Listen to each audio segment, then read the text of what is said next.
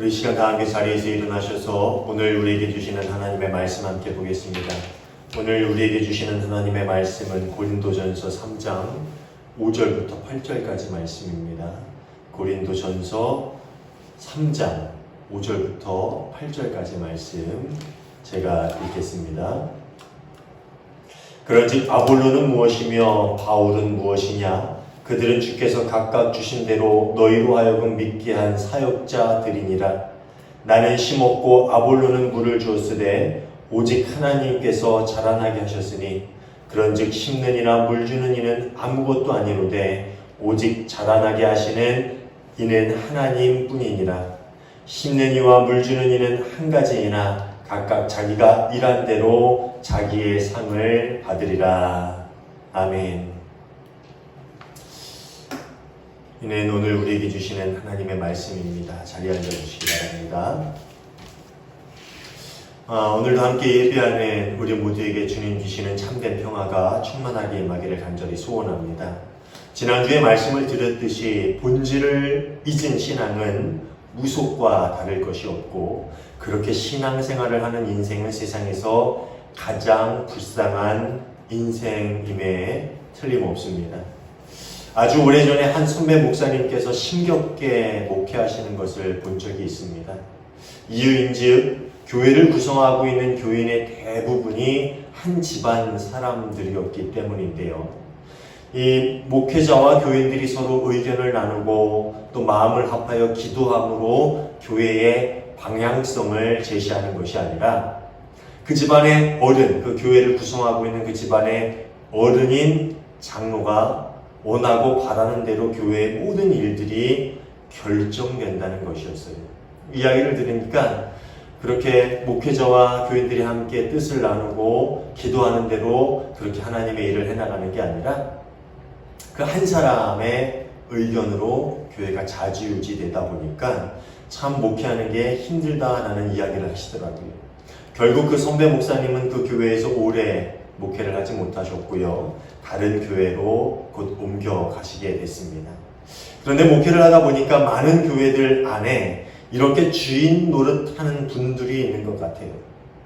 그리고 때로는 그런 분들 주변에 모인 몇몇 무리들의 뜻대로 교회의 모든 대소사가 결정되거나 아니면 그런 분들 때문에 심한 갈등과 다툼이 생기고 교회가 분열하는 것 또한 볼 수 있습니다.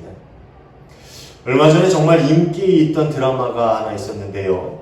제목이 재벌집 막내 아들이었던 것 같아요. 맞나요? 그 제목이? 재벌집 막내 아들. 아주 잘생긴 송중기 배우가 나오는 드라마였는데 저는 그 드라마를 처음에 재밌어서 조금 보다가 중간부터 안 봤습니다. 왜냐하면은 그 대기업 안에서 서로 주도권을 잡으려고 하는 그 사람들의 지저분한 그 싸움들을 꼭 내가 드라마에서까지 저런 걸 봐야 되나? 세상에도 저런 모습이 너무 많은데 드라마에서까지 그런 거를 봐야 하는 생각이 들어서 중간에 보다가 말았어요. 이 드라마를 보면은요, 이 배경이 되는 그룹이 순양 그룹이죠. 우리가 딱 떠오르는 그 그룹이 있는데 그 순양 그룹이라는 그룹이 배경이 되는데요. 그 그룹의 총수가 되기 위해서 서로 지분을 차지하려는 그 암투를 벌이는 모습들이 자주 등장을 합니다. 같은 편인 듯 하다가 결국엔 적이 되어서 서로 돌아서서 다투는 이 가족, 형제들 간의 싸움이 드라마에서 가장 많은 부분을 차지하고 있는 것 같아요. 그 드라마가 무엇을 이야기하고자 하는지는 잘 모르겠어요. 끝까지 잘 보질 않아서. 그런데 제가 보는 그 잠깐의 동안의 대부분의 내용은 서로 어떻게 하면은 그 순양그룹, 그 대기업의 총수가 될 수 있을까? 그래서 서로 암투를 벌이고 지분을 가져오려고 싸우는 그러한 모습들이 대부분의 모습들인 것 같아요. 그래서 보는 내내 제 마음이 좋지가 않았어요. 그래서 이거는 볼만한 드라마가 아니다라고 해서 보다가 중간에 안 본 그런 기억이 납니다. 그런데 이런 모습을, 그런 모습, 그렇게 서로 영향력을 행사하기 위해서 서로 뭔가 주도권을 잡기 위해서 서로 싸우고 분쟁하고 갈등을 빚는 그런 모습들을 세상이 아닌 교회 안에서까지 보아야 된다면 얼마나 불행합니까? 여러분 그렇게 생각하지 않으세요? 누가 더 영향력 있는지를 가시하기 위해서 교회를 다닌다면 교회 다니는 진짜 목적을 잊어버리고 만 것이죠. 사람들에게 인정을 받고 인기를 얻고 그렇게 직분을 얻어서 교회의 일들을 결정하는 자리에 서고 더 나아가서 교단의 이름을 높이기 위해서 누군가에게 이빨린 소리를 듣는 것이 좋아서 교회를 다닌다면 그 인생은 세상에서 가장 불쌍하고 또 한편으로 가장 어리석은 인생이라고 이야기할 수 있을 것입니다. 사랑하는 여러분, 우리가 교회를 다니는 이유, 여러분 신앙의 본질이 무엇입니까? 여러분 신앙의 본질, 교회에 나와서 예배하는 이유가 뭐예요? 그것은 오직 예수 그리스도만 바라보기 위해서이지요. 그리스도 안에 있는 구원, 오직 그리스도를 통해 얻을 수 있는 구원을 우리가 선물로 받았고, 그래서 이제 오직 주님 안에서 살아가기로 결단하면서 우리는 그리스도의 이름으로 모여서 예배를 드리고 날마다 주님을 찬양하는 삶을 살고자 그렇게 주님 앞에 서고 있지 않습니까? 그게 신앙의 본질 아닙니까? 신앙의 목적 아니에요? 우리가 은혜로 얻은 구원을 끝까지 잃지 않기 위해서 날마다 주님 앞에 서서 내가 주님 안에서 살아가겠노라고 결단하는 것, 그게 신앙의 본질이 아니냐 하는 말이에요.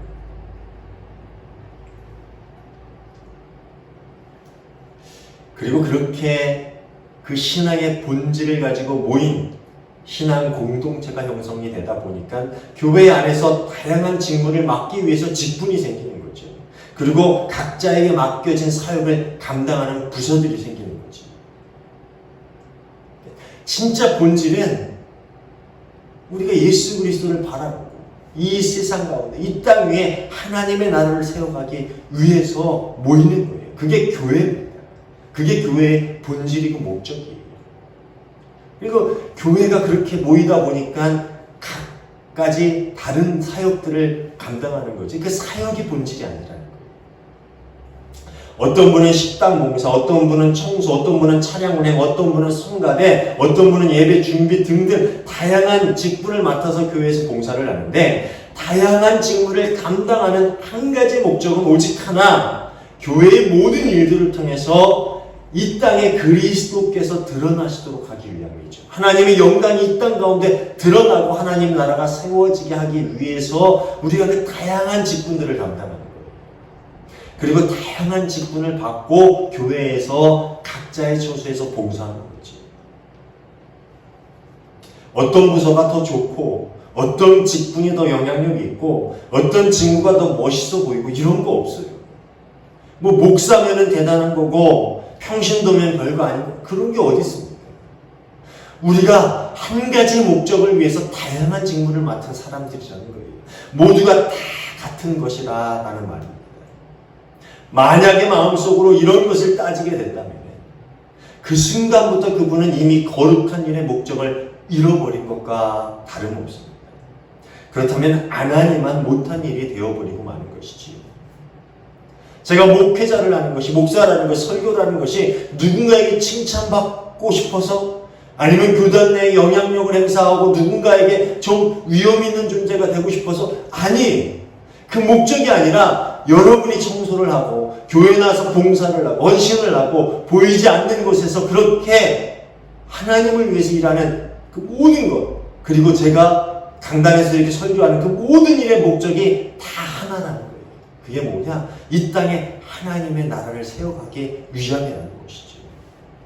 그런데 뭐 누구는 더 뭐 좋은 일을 하네, 누구는 나는 뭐 이런 직분을 줬네, 나는 왜 직분을 안 주네, 나는 교회 내에서 뭐 권사네 장로네 내가 그런 일을 해야지, 이런 걸 따지는 순간 그 모든 일에 대한 본질을 잃어버리게 되고 안 하는 것만 못한 일이 되어버리고 만다는 얘기입니다. 고린도 교회는 빠른 시간 내에 부흥을 경험한 교회지요. 정말 빠른 시간 내에 복음이 그들 가운데 자리 잡고 교회의 부흥을 경험한 공동체가 고린도 교회 공동체입니다. 많은 사람들이 교회를 복음을 듣고 교회로 모여들었고 커다란 그리스도 공동체를 그 도시에 형성하게 되었습니다. 그런데 그 안에 큰 문제가 생기기 시작했는데 이제까지 이야기해왔듯이 바로 분열의 문제였습니다.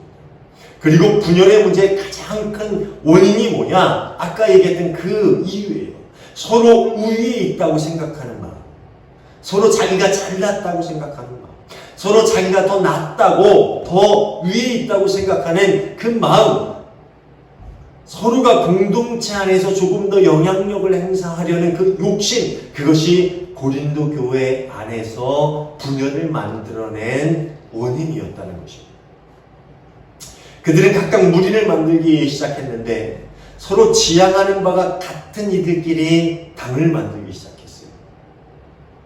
어떤 이들은 바울 편에서, 어떤 이들은 아볼로 편에서 서로 자신들이 주장하는 바가 옳다고, 자신들이 더 우월하니 자신들의 말을 들어야 된다고, 자신들을 좀 더 존중해 줘야 된다고 그렇게 서로 다투기 시작했고, 그렇게 고린도 교회는 빠른 시간 내에 부흥했지만 그 안에 분열의 문제를 가지고 심각한 위기에 처하게 된 것이지.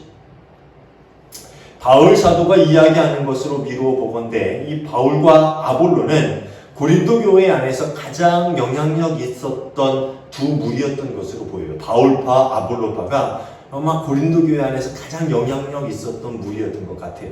왜냐하면 이것을 가장 자주 언급하거든요. 그리고 그도 그럴 것이, 이 바울은 복음을 가장 먼저 고린도 지역에 전하고 그 공동체를 세운 인물이죠. 그러니까 영향력이 가장 컸겠지. 그리고 아볼로는 바울의 뒤를 이어서 고린도 교회 성도들을 가르치면서 그들이 더욱 부흥할 수 있도록 도운 인물이에요. 그러니까 이 두 인물이 고린도 교회의 그 부흥에 있어서 가장 큰 역할을 감당했던 두 인물입니다. 이 고린도 교회에서 각자의 사역, 바울과 아볼로의 사역을 바울 사도가 6절에서 그렇게 이야기하고 있는데 뭐라고 이야기합니까? 나는 심고 아볼로는 물을 주었습니다 라고 이야기하죠. 고린도 교회를 식물로 비유하자면은 바울은 씨앗을, 고린도라는 도시에 복음의 씨앗을 심은 인물이에요. 그리고 그것이 싹이 트고, 또 아볼로는 식물의 성장에 필요한 물을 준 사람이라는 거예요. 그러니까 바울이 심었고 아볼로가 더 성장할 수 있도록 물을 준, 더 풍성한 가르침을 준 그런 사람이었다라는, 각자의 역할을 그렇게 이야기하고 있어요. 나는 시작하게 한 사람이고 바울로는 더 성장하게 한 사람이다. 그런데 이 바울이 하는 말은 실제로 그게 아니에요.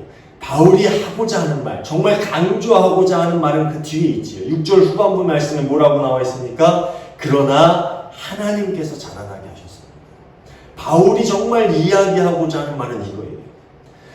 자신과 아볼로가 서로 다른 사역을 맡아서 고린도 교회를 돌봤지만 그 두 사역의 차이는 없어요. 그러니까 뭐가 더 중요하다라는 것이 아니라 아무 차이가 없고 정말 중요한 것, 유일하게 중요한 것 하나는 뭐냐? 모든 사역은 하나님의 뜻과 하나님의 능력으로 이루어진 일들이다라는 말이에요. 바울이 하고자 하는 말은 여기에 있었습니다. 내가 심고 아볼로가 물을 주었지만 그건 아무것도 아니야.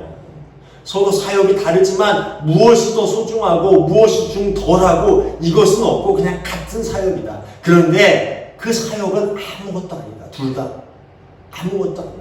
nothing이라는 거예요. 그럼 뭐가 중요하냐? 오직 자라나게 하시는 하나님의 능력이 중요하다. 하나님의 뜻과 능력으로 너희가 이렇게 공동체가 이루어지고 성장하고 하나님을 바라보는 그리스도 공동체가 되었다. 그것이 중요한 일이다 라고 바울이 이야기하고 있는 거예요. 고린도 교회 성도들은 심은 것이 우선이다. 심지 않았으면 우리가 어떻게 생길 수 있겠냐. 아니다. 물을 주었으니까 자랐지. 심은 것도 중요하지만 그 뒤에 물을 준 아볼로의 사역이 더 중요한 사역이다. 물을 줬으니까 우리가 이렇게 부흥할 수 있었던 거다. 라고 이렇게 다투고 있지만 결국 둘 다 아무것도 아니다라는 말을 바울은 하고 있는 겁니다. 물론 둘이 감당한 사역은 그리스도인으로서 그리고 사역자로서 매우 훌륭한 사역이었습니다. 심지 않고 또 물을 주지 않고 어떻게 그런 일들이 일어날 수 있었겠어요. 그런데 다 중요한 사역은 맞아요. 그렇지만 모든 것의 원천이고 뿌리가 되시는 그리스도께서 하신 사역에 감히 비교할 수 없는 일이고, 하나님이 하시는 모든 일에 비하면 그것은 정말 아무것도 아닌 일에 불과하다라는 말을 바울 사도는 하고 있는 것이지. 바울 사도는 5절에서 자신과 아볼로를 사역자라고 표현하고 있어요. 그렇죠? 5절을 보면은 자신과 아볼로를 사역자라고 표현하고 있는데, 여기에 해당하는 헬라어 단어가 디아코노이라는 단어입니다. 디아코노이. 많이 들어봤던 단어죠. 이 단어는 섬기는 자 혹은 하인이라는 뜻을 가지고 있어요. 그리고 신약 성서에 종종 사용되고 있는 헬라어 단어입니다. 바울 사도는 자신의 서신서에서 자신의 직책을 가르치는 호칭으로 이 단어를 아주 자주 사용합니다. 그러니까 자기는 디아코노이, 섬기는 자, 하인이다 라는 뜻으로 이 단어를 많이 사용합니다. 그런데 이 단어의 문자적인 뜻이 뭔지 압니까? 이 문자적인 뜻이 아주 특이한데요. 어떤 일을 서둘러 행할 때 일어나는 먼지라는 뜻을 가지고 있어요. 그러니까 뭔가 막 분주하게 일을 행하다 보면은 막 먼지가 일어난다 그러잖아요. 그러니까 뭔가 분주하게 일을 행할 때 바삐 다니다 보면 일어나는, 주변에 일어나는 먼지, 이게 디아코노이라는 단어입니다. 그러니까 바울은 복음을 전하시고 또 복음이 싹을 틔우고 자라나게 하시는 모든 일의 주권자가 되시는 분이 하나님이고, 자신이나 아볼로는 그저 먼지에 불과한 존재다. 그러니까 그 복음이 싹을 틔고 자라나고 성장하고 열매를 맺게 하는 그 모든 일들은 오직 하나님만 하시는 거고, 우리는 그렇게 하나님이 분주하게 일하실 때 일어나는 먼지와 같은 존재다. 바로 그런 의미로 여기서 디아코노이라는 단어를 사용하고 있는 거예요. 그리고 7절에서 그것을 다시 한번 강조하고 있지요. 7절을 한번 볼까요? 그러므로 심는 사람이나 물주는 사람은 아무것도 아니요 자라나게 하시는 분은 하나님이십니다. 특별히 바울 사도는 7절의 말씀에서 세 동사를 사용하고 있는데, 어떤 동사가 있습니까? 7절 한번 보세요. 심었다, 물을 주었다, 그리고 자라나게 하셨다. 이 세 동사를 사용하고 있지요. 그런데 여기서 심었다와 물을 주었다라는 동사는 과거형 동사를 사용하고 있습니다. 그러니까 일회성의 동사예요. 그런데 자라나게 하셨다라는 동사만큼은 미완료 동사를 사용하고 있어요. 의도적으로 이 동사의 격을 그렇게 사용하고 있는 거예요. 시제를 그렇게 사용하고 있는 거죠. 이것은 자신과 아볼로의 사역은 일시적인 것이지만 하나님의 사역은 계속되고 있으면서 그것이 절대적인 일임을 강조하고자 하는 거예요. 그래서 바울이 이야기하는 것은 우리가 했던 것은 일시적이고 먼지와 같은 일이지만 오직 그것을 행하시는 하나님의 능력은 절대적이고 계속적이며 오직 하나님만이 주권자가 되신다. 그 모든 일을 행하시는 힘의 원천이다. 그 이야기를 바울 사도가 하고 있는 겁니다. 심는 것과 물 주는 것은 식물을 키우는 데 있어서 중요한 일이면 분명해요. 중요합니다. 하지만 이것이 식물이 자라는데 절대적인 조건은 될 수 없어요. 엄밀히 이야기하면요, 중요한 일이지만 그것이 절대적인 일은 아니라는 거죠. 심는 것과 물 주는 것은 나 아니면 너, 그리고 너 아니면 다른 누군가가 감당할 수 있는 일이에요. 그렇죠? 그렇지 않습니까?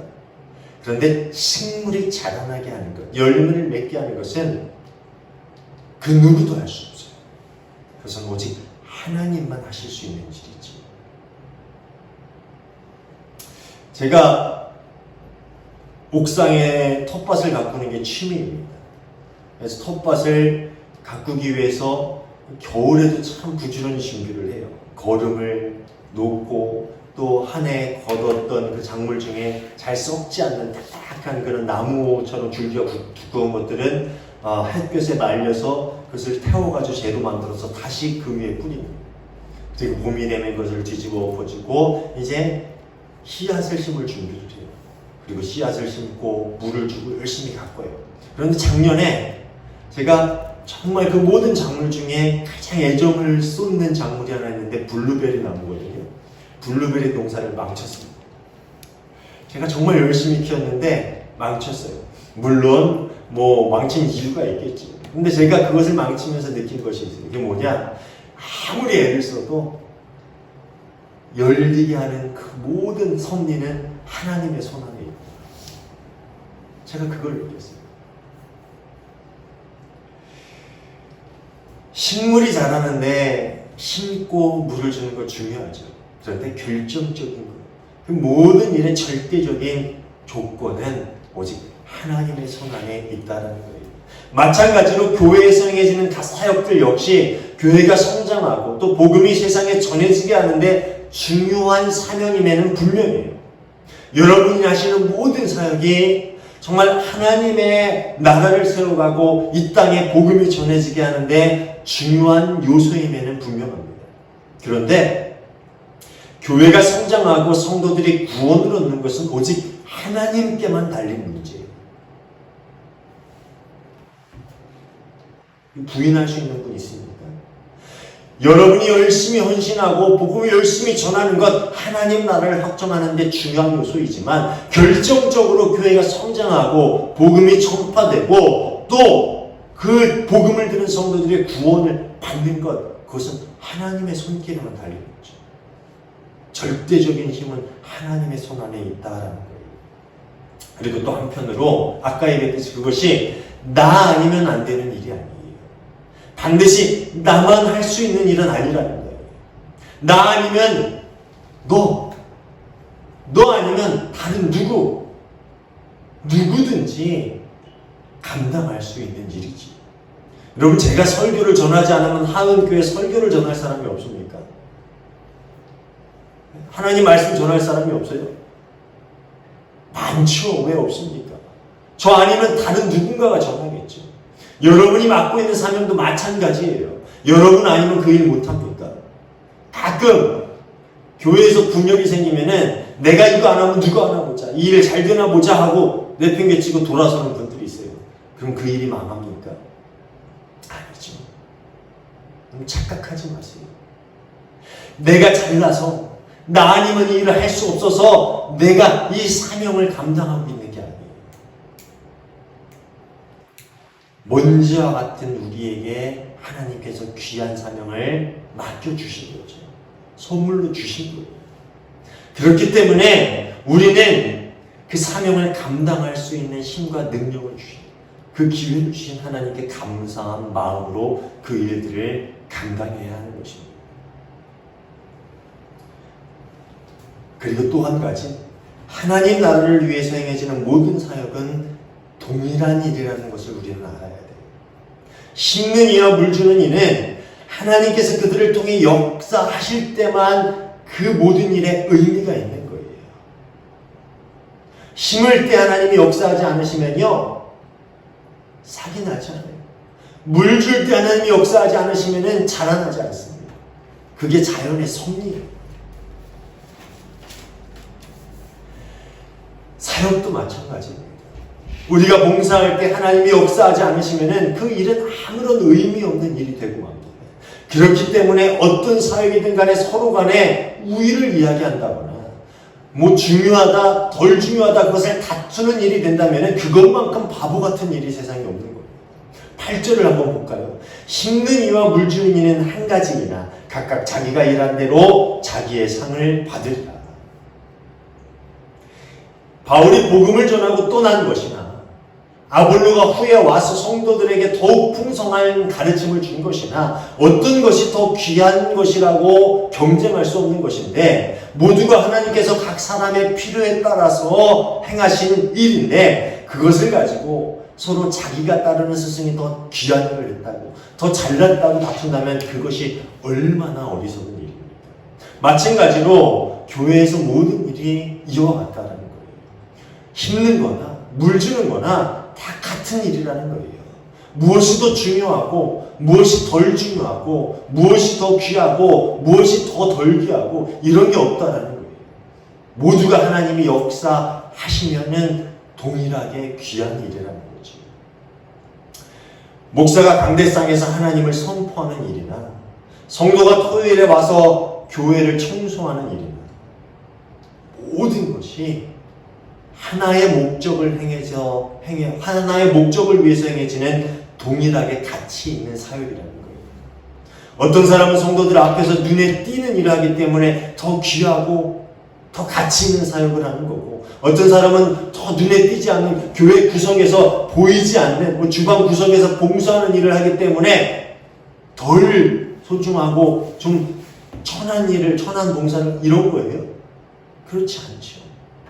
누가 그렇게 이야기합니까? 하나님이 역사하시는 것은 이 앞에 서 있는 목사나 저기 보이지 않는 한 구석에서 봉사하는 성도나 다 동일하게 역사하시고 동일하게 가치 있는 일이라 이야기하시는 거예요. 모두 하나의 목적을 위해서 행해지는 동일한 사역이기 때문에 그것이 같다라고 성경은 이야기하고 있는 거예요. 심는 이나 물주이나 다 한 가지다. 다 마찬가지다라고 이야기하고 있는 거지요. 그리고 8절 뒤에서 이야기하는 것처럼 모두가 동일하게 자기에게 맡겨진 일을 잘 감당한 만큼의 상을 받게 될 것이다 라고 이야기합니다. 이 말을 앞뒤로 보면 뭐예요?